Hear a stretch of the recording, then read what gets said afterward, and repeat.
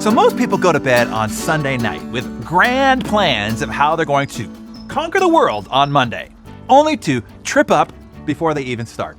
So here are 2 things people do right on the chalk line to trip before they even start their week. Number 1, you hit the snooze button. How you choose to embrace the day sets the tone for your day, which then sets the tone for your entire week. Jumping up on the first firing of the gun is a subconscious win right out of the gate. And once you have that winning feeling, well, what do winners do? Winners keep winning. Truth is, you probably lost the race on Sunday. You stayed up too late. You watched what you probably shouldn't have watched. You ate what you probably shouldn't have ate. You drank what you probably shouldn't have drank. You didn't treat it with the proper respect. Around my house, Sunday is what we call a school night. It isn't for kids' sakes, it's for the adults' sakes. That means that you are on your best behavior and getting to bed on time. If you didn't, that's why when the alarm rang, your weary butt hit the snooze button once, twice, 5 times. Now you have to leap out of bed in a panic, chug down a thermos of coffee, and get into the office or your desk 6 minutes late, frazzled and unprepared, which on our team here at the A-Team means you gotta do 50 burpees. You see, by the time the game starts, high achievers have already beaten you. They are so far ahead of you, you can't even see the back of their hiney on the horizon. It's game over. You know what? You might as well stay in bed. You've already lost, son. You can be perfect all week and still not catch us. Here's number 2. Let's say you do jump out of bed and on the first ring of the alarm, but the first thing you do is, well, what's the worst thing you possibly could do when you first start your day? Yeah, check email. Why? Because you instantly are subjected to somebody else's goals for the week, somebody else's agenda, somebody else's problems, or somebody else's mindset. You're giving up control right from the start.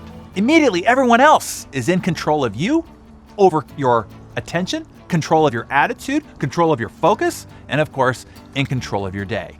You lose all autonomy and locus of control. You voluntarily and willingly swallow the blue pill, fall down the rabbit hole, and let the matrix consume you.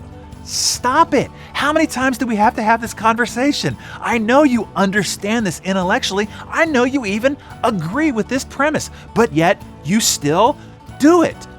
Don't. Email is a vortex. It will suck the life force right out of you. It's the Bermuda Triangle where all your Sunday good intentions mysteriously disappear and die.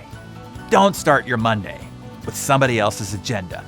Not until you have made substantial progress on your agenda do you open your mind, emotion, and attention to all those trying to enslave your time, energy, and effort.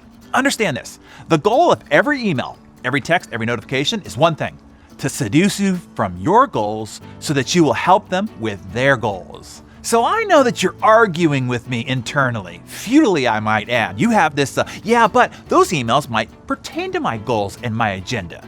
But don't open yourself up to them until you have decided what your agenda is first. Make sure you decide what you're going to do, what are your priorities before it gets set for you by the urgent in the emails and texts, but not necessarily important.